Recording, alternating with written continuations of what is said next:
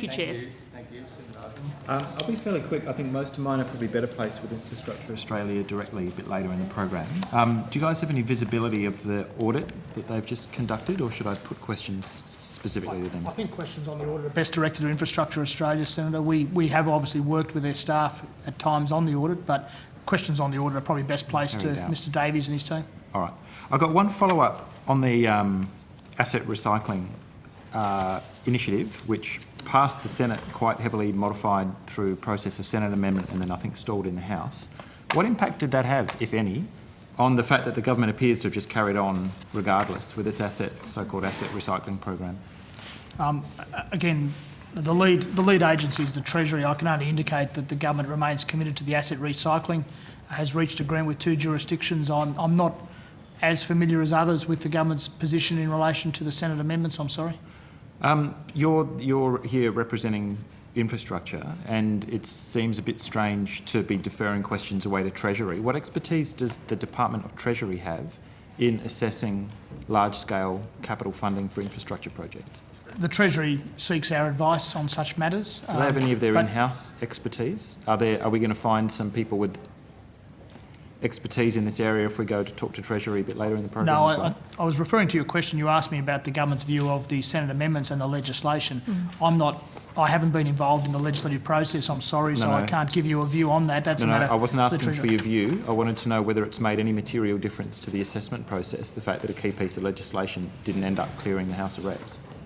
Senator, the short answer, Senator, is no. The assessment process has been undertaken as I described to Senator Rice. What was the point of the bill then? I guess now I am asking for a view. Maybe Senator Cash might be able to help us out. Why detain the Senate for legislation that, even though it didn't pass the chamber, appears to have made no difference at all in the way that infrastructure assessment is conducted? As the Secretary has said, the government remains committed to the asset recycling process, and any further comment I would need to take on notice and give from the Yeah, if Minister. you could. And I can chase it to Treasury, although to me it opens up a question of balkanisation of a really important portfolio that the officers at the table aren't able to assist.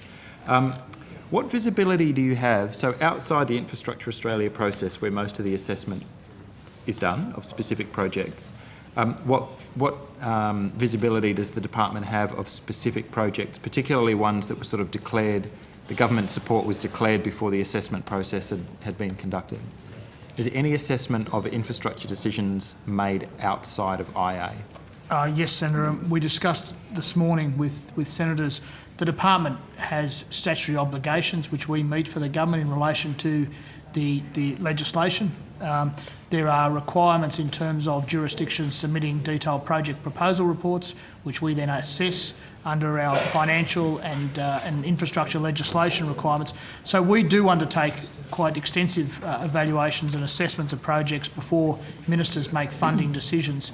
That process runs separately to the Infrastructure Australia advice, which is advice at the point of strategic decision to invest in projects.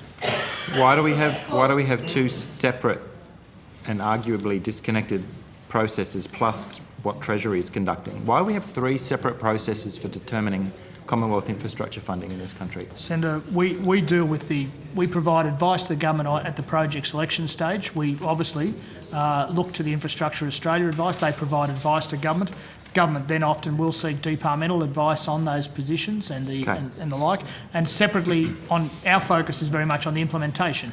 Once the decision has been taken to invest in a project, states put forward their detailed project proposals. The department undertakes detailed costing and implementation analysis, which enables the government, in accordance with legislation, to make funding decisions. So the Perth Fright project is now well and truly into the implementation phase. Did the department at any time ask the Western Australian state government to provide a comparison cost-benefit analysis of the Perth Fright project with any other project to assess or benchmark against what might be preferable options? I think there has been a business case for the Perth Fright project. A secret one, which nobody has seen, but were any comparisons made with other projects so that you could benchmark whether the Perth Fright was the best option to go forward?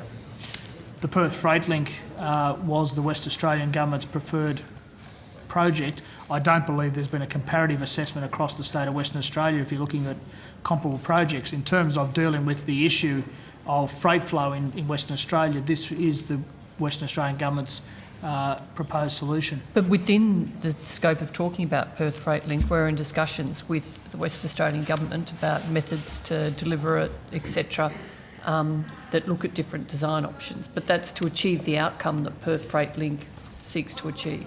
Okay. Is one of those options the establishment of a new outer harbour or new container port in Cockburn Sound to take some of the freight pressure off the Port of Fremantle? That has been raised in the past, and there's been extensive evaluation of that process by the West Australian Government. Yep. So when you say in the past, what does that mean? Is Well, it currently on the table? Under successive West Australian governments, certainly Yep. my understanding is the current Western Australian Government is of the view that the existing port facilities at Fremantle are able to cope with demand for several decades and more, and that that while they view the outer harbour as a potential future investment, the increasing the capacity of the current Fremantle port is their priority. I live within eyeshot of the Fremantle container port, and I can tell you it is materially untrue that that port, on the government's own evidence of proposed container movements into the 2030s, it is absolutely not the case that that port will be able to continue to maintain that kind of growth in traffic.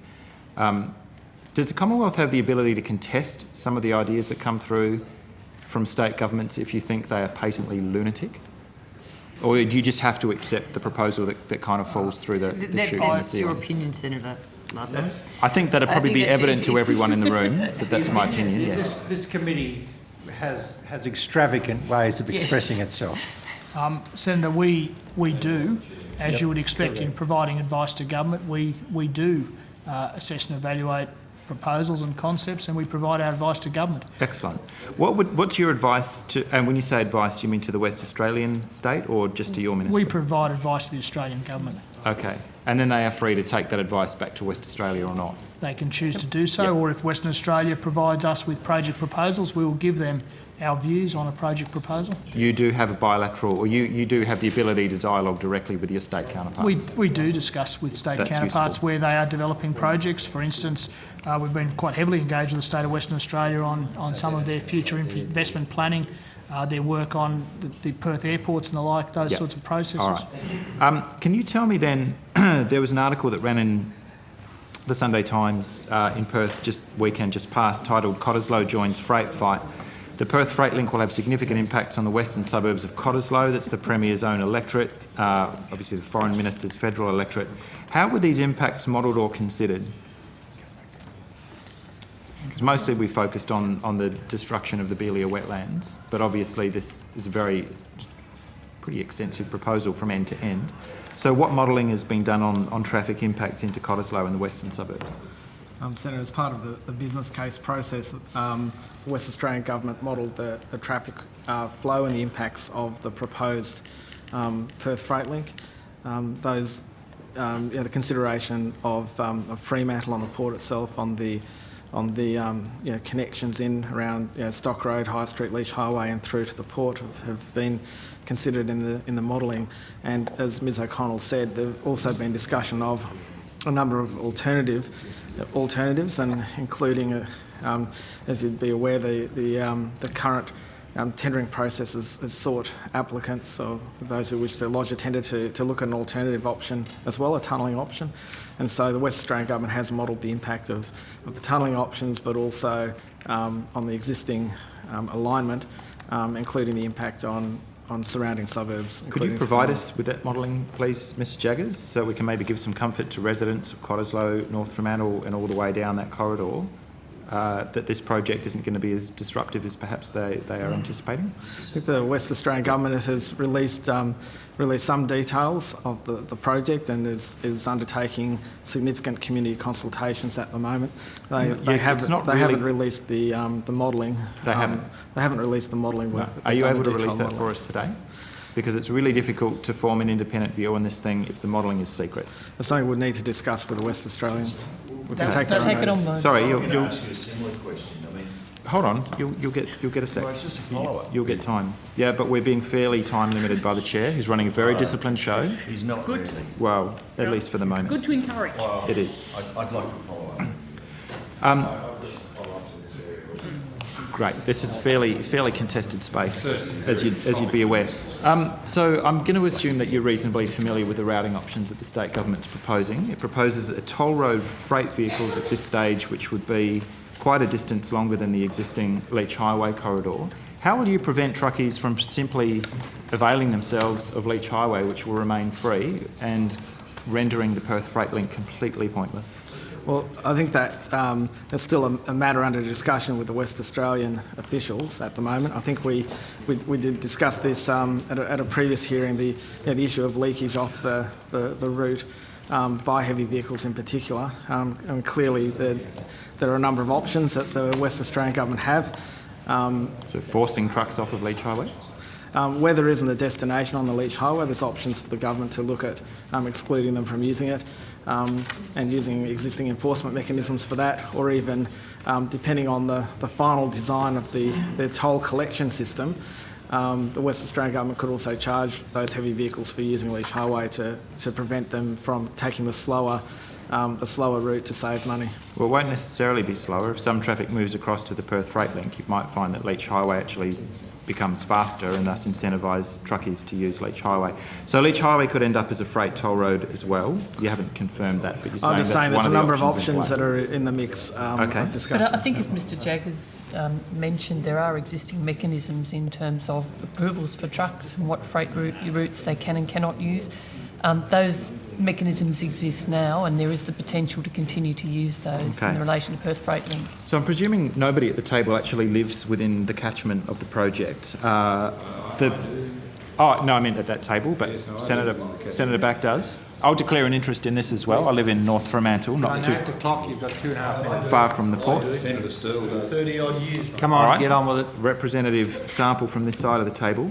I don't want to accuse The glossy brochure that the state government's distributed to residents within the catchment stops just short of the river. So it effectively shows the Perth Freight Link ceases to be a project just short of the river before it actually crosses the river and approaches the harbour.